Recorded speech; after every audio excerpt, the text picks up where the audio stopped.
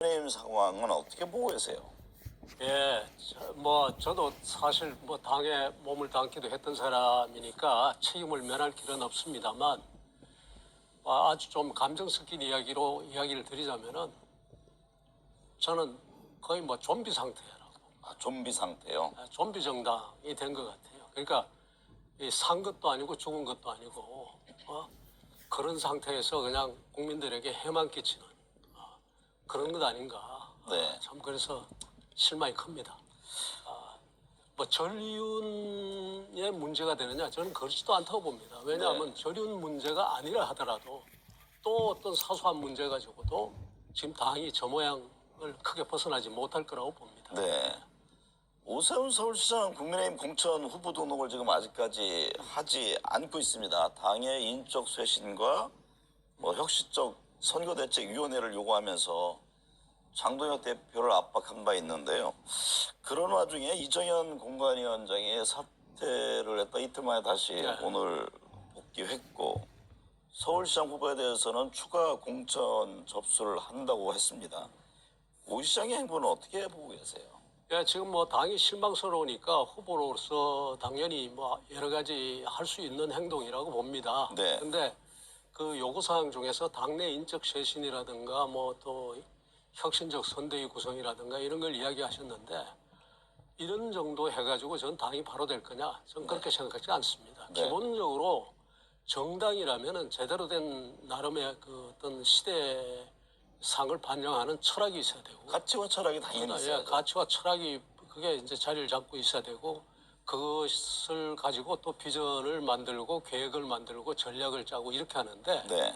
지금 국민의힘 같은 경우에는 민주당이라고 해서 특별히 그런 게 있는 것도 아닌 것 같습니다만 국민의힘 경우에는 더더욱 그런 게 없습니다. 네. 말하자면 깃발이 보여야지 국민이 그 깃발을 보고 저 깃발을 따라가면 어디로 가느냐 그걸 알 텐데 도대체 이게 뭔지를 알 수가 없단 말이에요. 그러니까 우왕좌왕하고 아무거나 가지고 싸우고 이제 그런 모습을 보이는 겁니다. 그래서 기본적으로 인적 쇄신이나 혁신적 선대위 구성이 이전에 도대체 이 정당이 이 대한민국의 미래를 위해서 무엇을 추구하는지를 분명히 보여주고 네. 또 그를 위한 어떤 그 전략이라든가 이런 것을 보여줘야지 지금 상태로서는 이 정도 가지고 당이 바로 설 거냐 그렇게 생각지 않습니다. 관련한 얘기입니다만 교수님 앞서 말씀하셨듯이 자유한국당 비대위원장을 맡은 바 있는데요. 최근에 국민의힘이 지나치게 극우화된 일부 유튜브에 움직인다 이런 지적이 나온 지 오래됐습니다. 국민의힘이 지금 보수의 길을 가고 있다고 보십니까? 제가 스스로 저는 자유주의자라고 이야기를 하는데 자유주의는 크게 두 가지가 있습니다. 하나는 과거에 이승만 시대 때부터 전두환 노태우 대통령까지 이제 이어지는 반공주의로서의 자유주의가 있고 또 한편으로는 정말 진정한 자유주의로서 우리 시장과 공동체와 개인의 자율성을 바탕으로 하는 그런 자유주의가 있는데 저는 지금의 보수 정당이라면 마땅히 어디로 가야 되는가 하면은 그 어떤 개인과 공동체와 시장의 이 자율권을 바탕으로 해서 자정 능력을 키우게 하는 이 자유주의로 가야 되는 것이 저는 보수 정당의 기본이라고 봅니다. 반공주의 시대는 지났다. 끝났다 이미 이렇게 반공주의적인 자유주의는 이제 끝났고 오히려 그 반공주의의 자유주의는 자유라는 이름 아래 자유를 억압하던 그 시대의 자유입니다. 이제 지금은 진정한 대한민국 국민을 믿고 대한민국의 자정 능력과 그다음에 자율성과 창의성을 믿고 그것을 키워주는 자유주의로 가야 되는데 어느 날 이 국민의힘 같은 경우는 어느 날 당대표가 먼저 나서가지고 강령에다가 반공산주의 내용을 갖다 강령에 담는다든가 다시 말하자면 그 반공주의로서의 자유주의로 회귀하는 그런 모습을 보이고 있단 말이에요. 이것은 그 진정한 자유주의의 반대입니다. 그러니까 그런 지금 시대상을 반영하는 그 자유와 공화의 정신을 담지 못하고 오히려 그 반대로 가는 정당을 우리가 어떻게 보수 정당이라고 이야기를 할 수 있겠습니까? 저는 보수 정당의 모습이 아니라고 봅니다. 최근 정치권에서는 좌든 우든 영향력 있는 유튜브에 정치권이 지나치게 의존하는 문제. 자기 기준이 없으니까. 기준이 없으니까 극우 유튜브라든가 한쪽에 아직도 반공주의 이런 것을 추구하는 아니면 아직도 국가주의적인 망상에 접혀가지고 국가가 모든 것을 해결할 수 있는 것처럼 이야기하는 그런 반공주의 시대에 이 자유주의를 추종하는 이런 세력에 휘둘리게 되는 겁니다. 네. 사람이 좀 많으면 그냥 그걸 따라가야 되는 거죠. 네. 그러면 그거는 좌쪽 진영도 마찬가지입니까? 요즘 네, 저는 그렇게 생각합니다. 게 지적되고 있잖아요. 좌측도 마찬가지로 네. 가지고 아까 제가 뭐 모두의 말씀을 드렸습니다마는 뭐 여야가 거의 차이가 없거든요. 다만 여당인 경우에는 대통령이라는 구심점이 있으니까 좀 나을 뿐이지. 네. 어느 정당이 두 정당 다 마찬가지입니다. 네. 대통령이라는 구심점이 있을 때는 좀 나아 보이기도 하고 하지만 그 구심점이 흩어지면 똑같은 이 좀비 정당으로서의 네. 모습을 나타내거든요. 지금도 저는 뭐 여당이라고 해서 특별히 다른 건 없다. 그렇게 생각합니다. 윤석열 전 대통령과 김건희 씨에 대해서 지금 내란 관련 재판 등이 진행 중입니다. 한때 윤 전 대통령의 멘토로 불리셨는데요. 개헌부터 탄핵까지 이어진 일련의 사태를 지켜보면서 어떤 생각이 드셨습니까? 그러니까 제가 참 그 하나의 비극적으로 생각하는 게 윤 대통령은 스스로를 배신했다. 네. 이렇게 저는 생각을 합니다. 그 이야기는 뭔가 하면 그 윤 대통령의 초창기의 정신, 그 다음에 특히 취임사에 나타나는 이 정신을 보면 네. 정말 그 개인과 공동체와 시장의 자율권을 확대시킨다는 그 자유주의의 정신이 확 들어있거든요. 네. 그러다 어느 순간에 어느 쪽으로 도는가 하면 거의 반공주의로 국가주의적인 그런 반공주의를 앞세운 그 자유주의로 이렇게 옛날식의 그걸로 돌아갑니다. 네. 그러니까 그것은 제가 보기에 일종의 스스로를 배신한 행위다. 네. 이렇게 저는 보거든요. 그래서 네. 특히 윤 어게인 이런 거 이야기하는 사람들 보면 그럽니다. 도대체 어느 윤을 어게인 하겠다는 거냐. 스스로를 배신하고 스스로의 철학을 갖다 밟은 사람. 그리고 또 어떻게 보면 계엄이라는 걸 통해 가지고 보수의 진정한 가치인 자유라든가 진짜 진정한 의미에서 자유라든가 공화라든가 이런 것에 대해서 먹칠을 하는 분이거든요. 네. 그것을 다시 그러면 그 뒷부분에 있어서의 윤석열을 다시 불러낸다? 이건 정말 시대착오적인 이야기죠. 네. 그래서 도대체 윤의 어느 부분을 지금 불러내겠다는 이야기부터 분명히 해줬으면 좋겠어요. 네. 윤 전 대통령 인수위 시절에 대통령 관저 용산 이전 등에 김건희 씨의 개입이 있었던 것으로 보인다 이런 의혹이 제기된 바 있는데요. 지금 돌이켜보면 당시 결정 과정에 석연치 않았던 부분이 제가 어디서 있었습니까? 이제 지나가는 이야기로 한번 했는데 네. 그 이야기가 이제 그렇게 해석이 될 수도 있겠습니다만은 사실은 이제 우리 용산에 같이 둘러봤을 때 네. 비가 오는 날 이제 둘러봤는데 그때 전심을 하면서 그러셨거든요. 이게 너무 밀리터리 같다. 정확하게 표현하면 밀리터리 같다. 윤 전 대통령 어디인 거죠? 예. 그러니까 다른 분은 뭐 어디서 제가 안 그래도 누가 군발이 같다 그래서 군발이라는 말을 쓴 적은 없고 네. 밀리터리라고 그런 적이 있다라고 이야기를 했는데 그래서 그때는 상당히 어떻게 보면 좀 유보적이거나 네. 좀 부정적인 이야기를 해서 우리도 이제는 이제 이 용산 이전이 좀 뭐 그대로 좀 유보가 되겠구나 네. 이렇게 생각했는데 다음날 확정 발표를 했거든요. 네. 그러니까 이제 그 사이에 무슨 일이 일어났는지는 저는 모르죠. 네. 다만 누군가가 영향을 미쳤거나 아니면 본인이 생각을 바꿨는지 모르지만 누군가 영향을 미쳤을 가능성이 있다. 네. 그게 누구냐 그건 제가 이제 알 수가 없는 거죠. 교수님이 이제 멘토라고 불리면서 처음에는 많은 서로 의견 교환을 했던 것으로 알고 있거든요. 그래서 그 자유주의의 정신에 대해서 저는 뭐 제가 가진 철학이니까 네. 그것을 많이 이야기를 했고 근데 거기에 어느 대해서 순간부터는 대화의 동의를 공간이 했고 없었습니까? 그러나 어느 순간부터는 이게 아니구나 네. 라는 걸 제가 느꼈죠. 네. 어떤 점에서 그걸 느끼셨습니까? 이제 회의를 하는 걸 참모들 이야기를 들어보면 회의를 잘 안 하신다. 네. 지시만 있는 경우가 있다. 근데 진정한 의미의 이 초창기에 저하고 이야기했을 때 그 자유주의자의 모습이라면 회의를 많이 하게 돼 있거든요. 네. 회의를 많이 하고 다른 사람 의견을 많이 듣고 이래야 되는데 그런 정신이 조금씩 이제 야당의 공격이 심해서 그런지 어쩐지는 모르지만 조금씩 희석이 돼가지고. 네.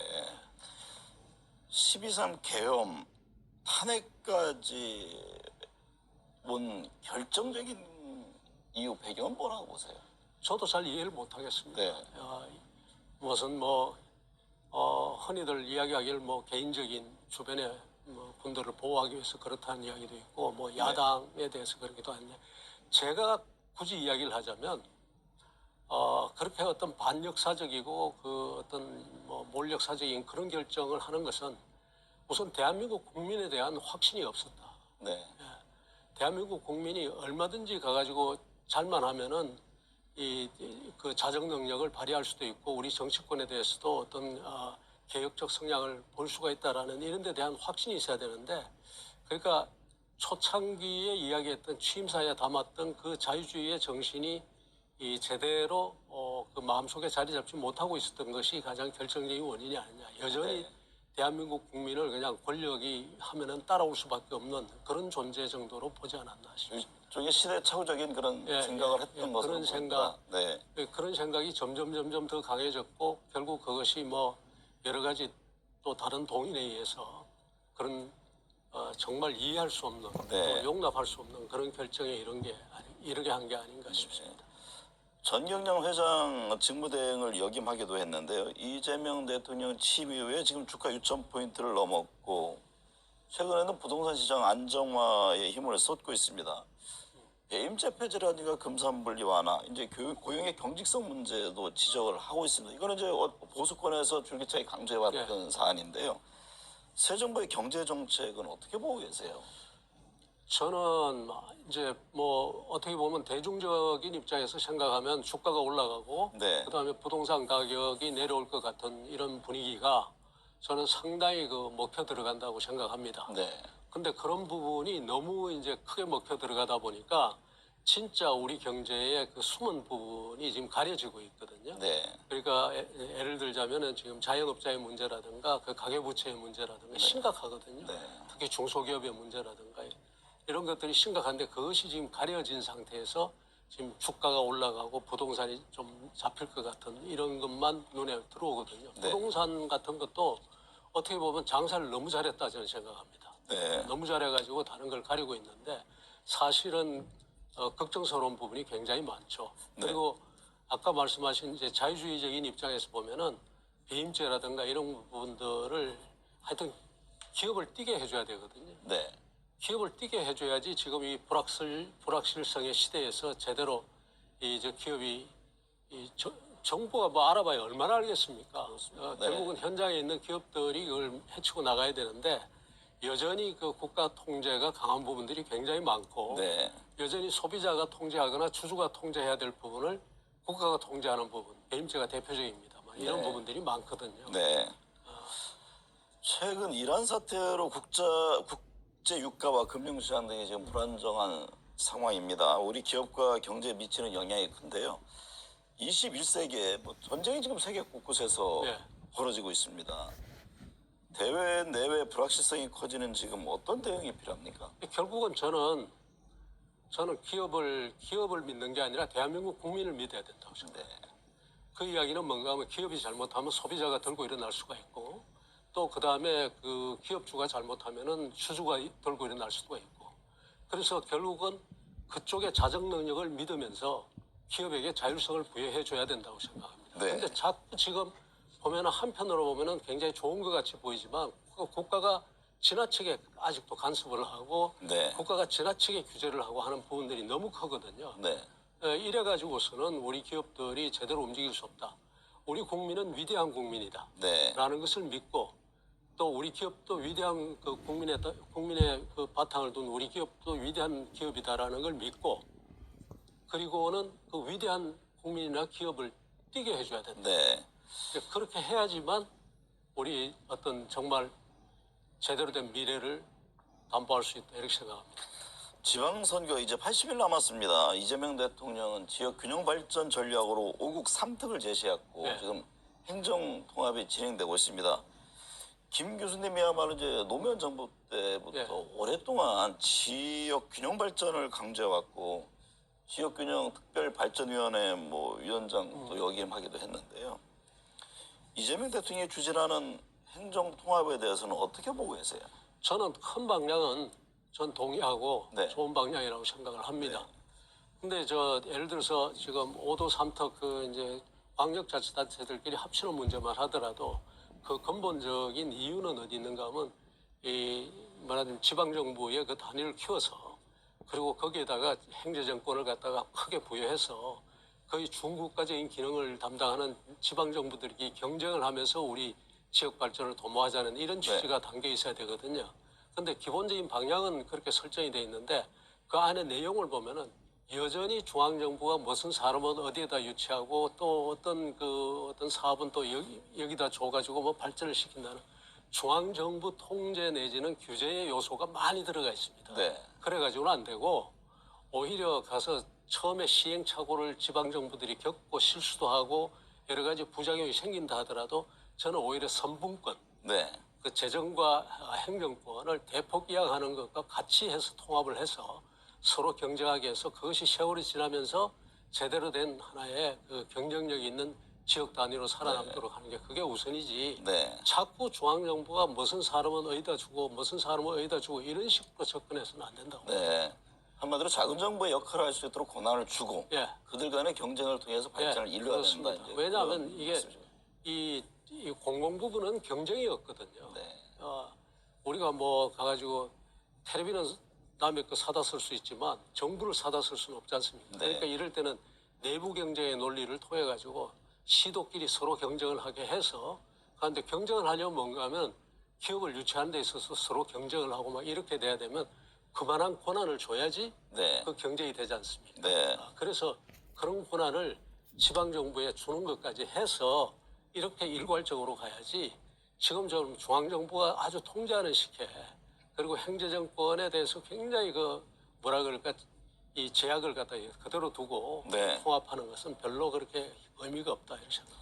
대전 충남의 경우 국민의힘 단체장들이 행정 통합의 필요성을 먼저 주창한 바 있는데 지금은 이제 이런저런 조건으로 반대해서 무산에 관한 분위기입니다. 대구 경북도 뭐 지역 국회의원들 간에 좀 시각차가 있었고요. 이번 행정 통합 논의가 지방선거에는 어떤 영향을 줄 것으로 보세요? 저는 별 영향이 없을 거라고 봅니다. 네. 그 단체장 출마하는 사람들이나 이런 사람들끼리는 서로 뭐 어떻게 그 서로 간의 이해관계가 다를 수 있겠습니다만 이것이 무슨 뭐 지금 아까 말씀하신 것처럼 행정권의 대폭적인 이양이라든가 이런 것하고 연계가 돼 있질 않아 가지고 네. 별 그렇게 큰 의미는 없을 것이다 이렇게 네. 봅니다.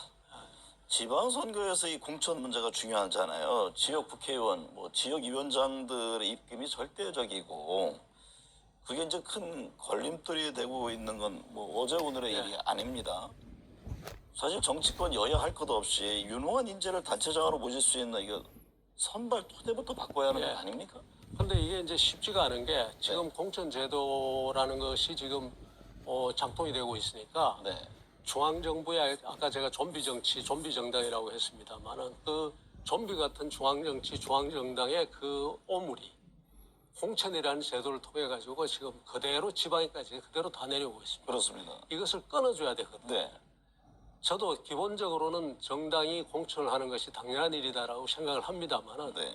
지금처럼 중앙정치가 이렇게 가가지고 난삽하고 이 좀비 같은 그런 모습을 보일 때는 이 당분간 지방자치가 제대로 정착할 때까지는 어느 정도 공천제도 자체를 우리가 유보한다든가 네. 아니면 이런 조치가 필요하지 않느냐 이렇게 봅니다.